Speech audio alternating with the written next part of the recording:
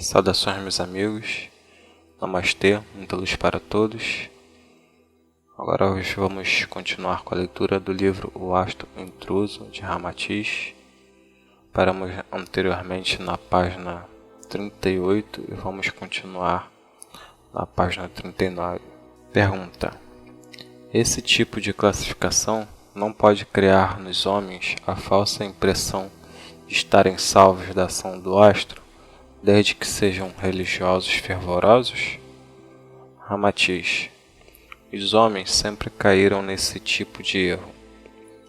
Como que, ao aderirem a determinada religião, praticarem certos rituais, atravessarem as portas de um templo ou sintonizarem portais etéreos, estão salvos de suas imperfeições.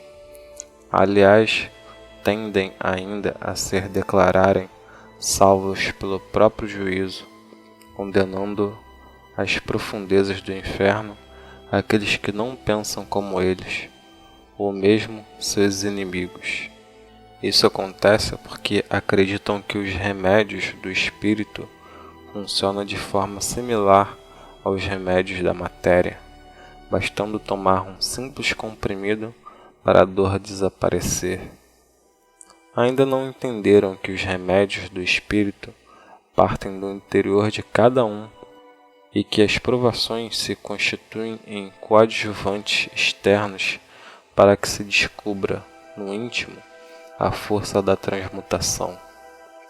De nada adianta alguém praticar uma religião e continuar simultaneamente praticando as imperfeições de sempre. O astro intruso não pergunta sobre credos, tampouco pede documentos que comprovem que alguém pertença a essa ou aquela religião. Ele simplesmente imanta a realidade de cada espírito. Se essa realidade sintoniza com o astro, então não adianta cores, roupas, bandeiras, credos e orações de última hora. Pergunta: não serão admitidos arrependimentos de última hora? Ramatiz: qualquer que seja o momento, Deus recebe de braços abertos todos aqueles que, reconhecendo os erros, esforçam-se para buscar a verdade e adequar o espírito à evolução para o bem. Arrependimentos de última hora, entretanto, estão mais vinculados ao medo e ao pânico do que a transmutação. É o mesmo caso do homem que só lembra de Deus e reza quando está em perigo. Pouco adianta a alguém se dizer arrependido e logo após o cataclismo, com o advento da bonança na terra ou no espaço etéreo, voltar a cometer todas as imperfeições anteriores. O esquecimento do arrependimento é fatal. Dessa forma, não será o arrependimento na hora do cataclismo que assume o caráter salvífico, mas o nível vibratório do espírito de cada um, em desassociação com as vibrações do astro intruso. Mesmo porque, ao desencarnarem, os espíritos serão atraídos para o astro por sentirem-se melhor naquele ambiente condizente com seus desejos viciosos. Pergunta: é natural que muitos questionem quem são os candidatos ao astro intruso e até apontem nomes. O que dizer no caso? Ramatiz: o homem estabelece um conceito equivocado sobre si mesmo, porque analisa mais o comportamento alheio de modo severamente crítico. A negação dos atos do próximo, entretanto, não lhe abstrai a responsabilidade de suas próprias ações, que podem ser tão imperfeitas quanto aqueles que ele censura nos outros.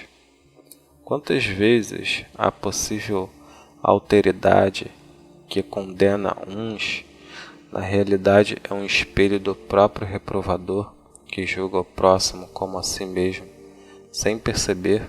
Vide o exemplo das Inquisições, quando déspotas e promotores das trevas matavam em nome da defesa do Cristo. Portanto, ao invés de se preocupar com a relação dos infratores possíveis ou ocupantes da nau dos infortúnios, procurem ver em suas ações não os levam também à condição de eleitos para o astro intruso.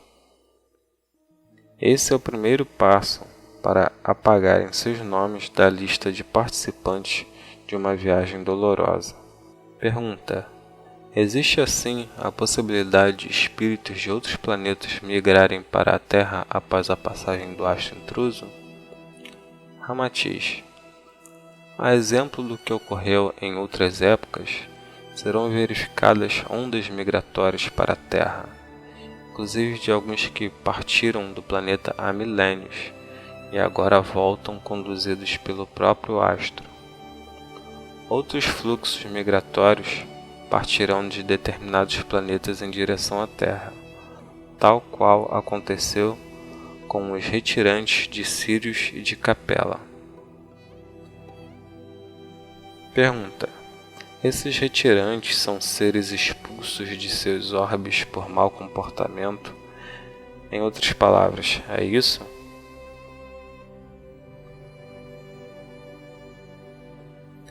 Ramatiz: não apresentam condições de permanecer em planetas mais evoluídos, por ainda conservarem imperfeições que transtornam as sociedades locais. Serão transferidos para a Terra com o intuito de contribuir para o desenvolvimento material do planeta, tendo em vista trazer informações sobre tecnologias avançadas que proporcionarão ao plano terrestre maior qualidade de vida, assim como poderão cumprir seus karmas em ambiente apropriado. Outros migram de ambientes menos desenvolvidos que a Terra, encarnando nela como uma etapa evolutiva. Pergunta: isso não se reflete no DNA de novos homens sobre a Terra?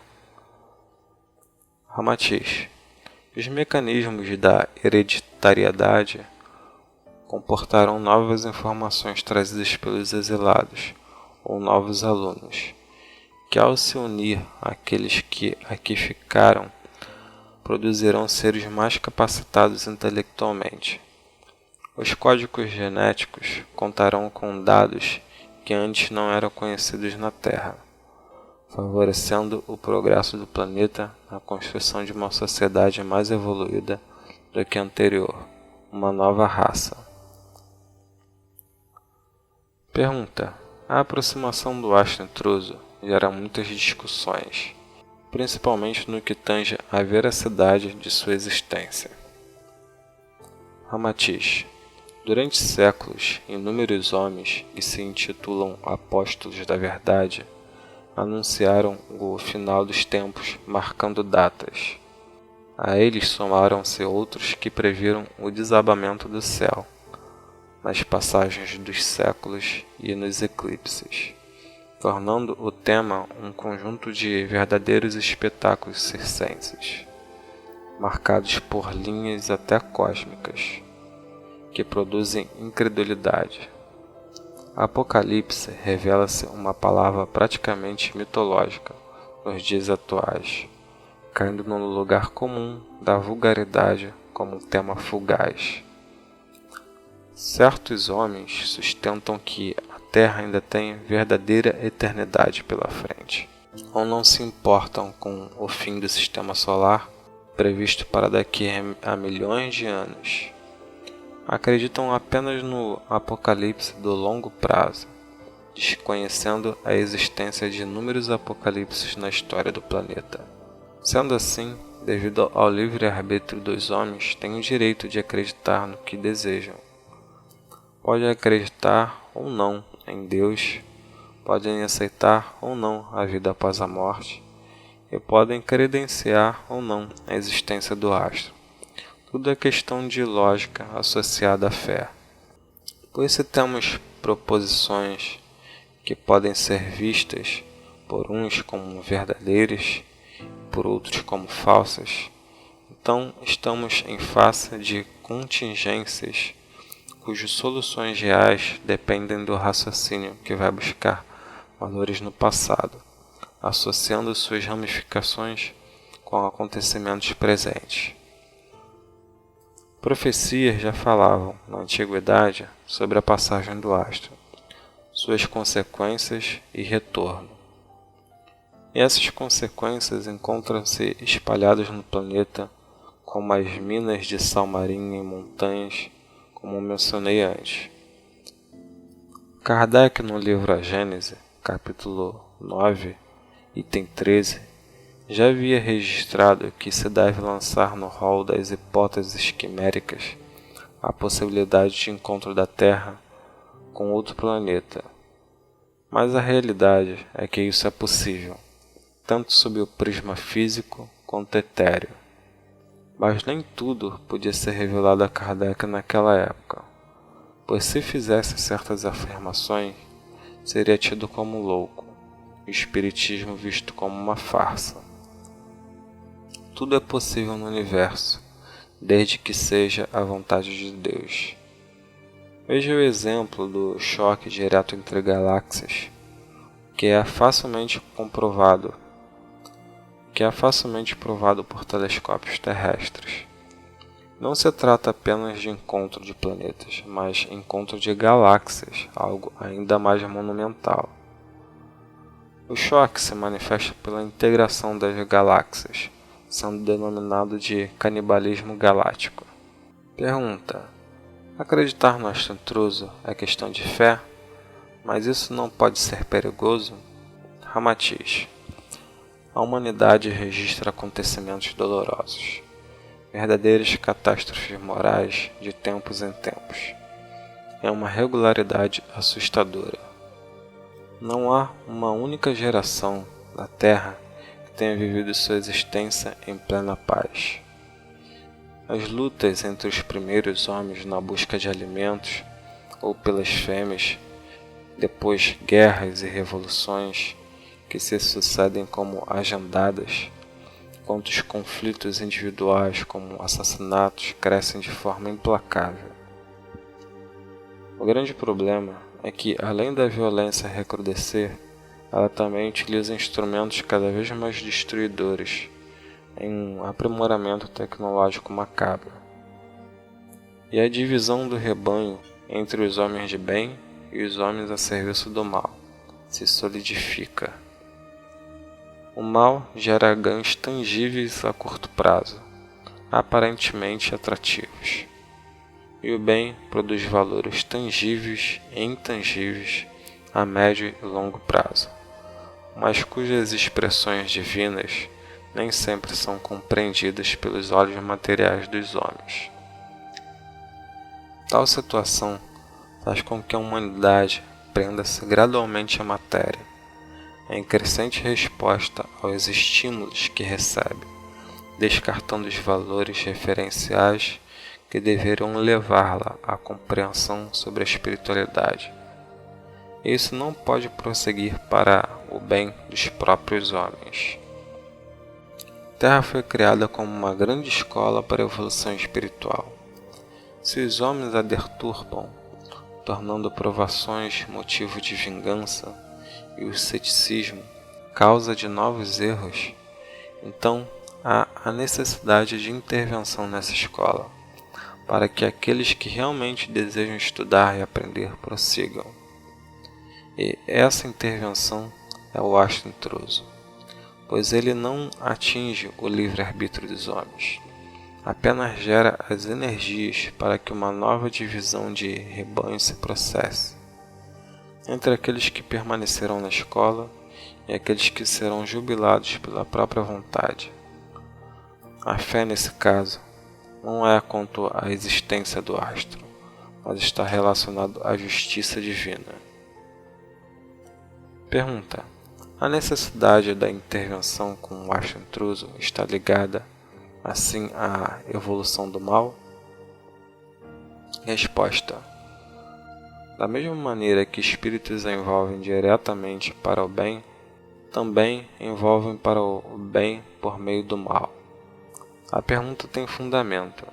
A diferença entre um caminho e outro é o que o primeiro baseia-se em conceitos perenes que trazem a autorrealização crescente, enquanto o segundo se manifesta por vias e fluxos de sofrimento, desembocando em esferas de caos. Ao optar pelo mal, o espírito automaticamente associa-se a entidades inferiores e ignorantes e a elementais demoníacos, que sintonizam com aquele estado negativo. E quando esse espírito descobre seu erro, deseja sair do umbral que construiu para seu próprio ser, em alguns casos, necessita até do auxílio de entidades angelicais. Mas quando o envolvimento é severo, cercado por grandes falanges do mal, o desprendimento deve contar com o concurso de arcanjos de maior força. Mas é preciso que o espírito deseje transmutar pelo seu livre-arbítrio. E o que acontece atualmente na Terra é a crescente aplicação do mal no cotidiano dos homens, resultado da ambição e do egoísmo temperados pela falta de amor ao próximo.